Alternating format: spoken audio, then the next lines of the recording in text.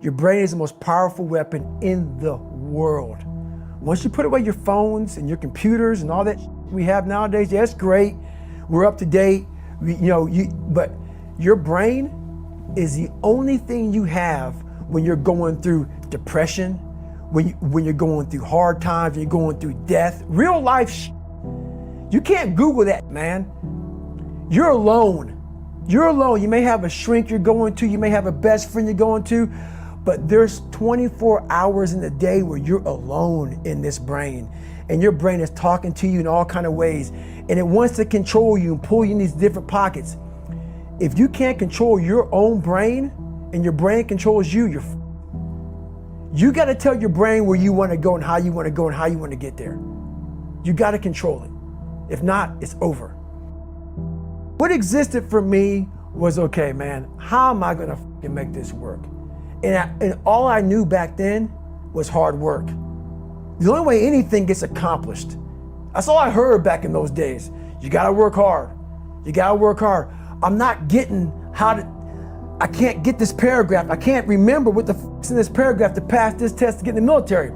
Read again. Still not getting it. Read again. But if you're not getting it, write it out. And that's how I started learning. Okay, well, I gotta write out everything I do. And then write it out again, and write it out again. And guess what happened? I got it. I can't swim. I'm negative buoyant. Go back again. I can't swim. Go back again. Go back again. Go back again. I got it. I realized if I keep going back and going back and going back until the just becomes, your mind will say, okay, we're gonna figure it out, because he is not going to stop. It's not like I'm gonna try one more time. No, it's just like alarm clock goes off, boop, we're going back. I can't read right, we're going back. I gave myself no way out, and my mind realized that. They said, okay, we're gonna adapt and overcome now. Like a lot of people say, trying hard. Your mind knows, man. It knows this guy's bullshitting me, man. This guy's lying. There's no truth behind it. When I was in Navy SEAL training, people go, how were you there for 18 months? The program was only 6 months long. You were in 3 hell weeks in 1 year. No one's ever done that. How did you do that? I talk about the new norm. When I lived in a $7 a month place when I was growing up for a short period of time, I loved it. I didn't know any different. That was my norm. Once we moved out of that place, we moved to a $236 a month place. I was like, I never want to go back to that little piece of shit. But if you go back to that $7 a month place and you realize this is where I live, this is all I got, your mind says, roger that, this is home. So when I was going through Navy SEAL training for 18 months and going back through all the hard parts over and over again, I told myself after the first time, I knew it was gonna be a long journey there. My body was breaking down. It was just how it was going on. I said, you know what, this is my new norm. So my mind said, it's like going to work. Like you go to work, you put your suit and tie on, I go into suffering every day. Every day, suffering, being broken, duct taping my feet up, stress fractures, shin splints, being broken. This is my new norm. And your mind says, if we're not broken, this ain't normal. We gotta be broken. So then your mind starts to get tougher and tougher and more callous. People go, how'd you run on broken feet? Broken shins. My mind knew this is how we operate. We're in Navy SEAL training. This is what we are. I became hell. And that became my new norm. I gave myself no way out. There was nothing outside these walls of hell. Nothing. I loved God, but for a short period of time, I became the devil, because that was hell. I became the boss, the owner, the CEO of Navy SEAL training. That was my mindset. And that's how you get through things. You immerse yourself in wherever it is, and you become that. You become that and give yourself no way out. When I was 297 pounds and I was fat as hell trying to be a Navy SEAL, the scariest thing in the world to me, even to this day, was that could have been the rest of my life. I thought then I was trying hard. That's the scariest thing in the world. I thought then 297 pound, working for Ecolab, spraying for cockroaches, making $1,000 a month. I thought that was me at my 100% potential.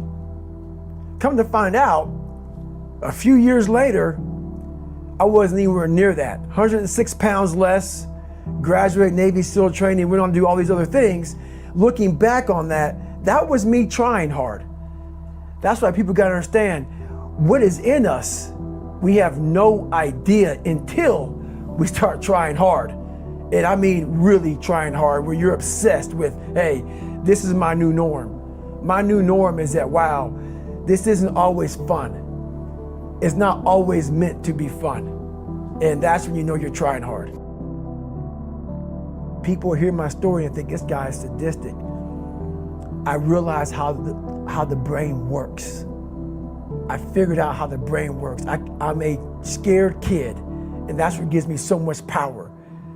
I had no foundation, and I built this off of just researching the mind. The feeling you get is basically invincibility. You realize that you can't do it all the time. When you need to do it, I know I can go to a place that I can live in. And when you know that you can run on broken legs and you can do certain things that a lot of people can do, but they're not willing to do, this power, this sympathetic nervous system of fight or flight, and you're fighting, it gives you this charge of energy of when you're sitting there at 3:30, 4 o'clock in the morning and you're duct taping your feet up because they're broken, and you're doing it by yourself, and you're going through arguably one of the hardest training in the world. And these guys, most of them are healthy, and you're going through it broken, and you're already at a disadvantage, but you're still there. You can feed into that and tap into that for a lot of power. But if you look at it, well, I'm broken, man. I'm not gonna make it. But if you look at it as, man, I'm broken and I'm still here, and I'm fighting, and I'm gonna find a way to get through this because I have no other place to go. It gives you a lot of power.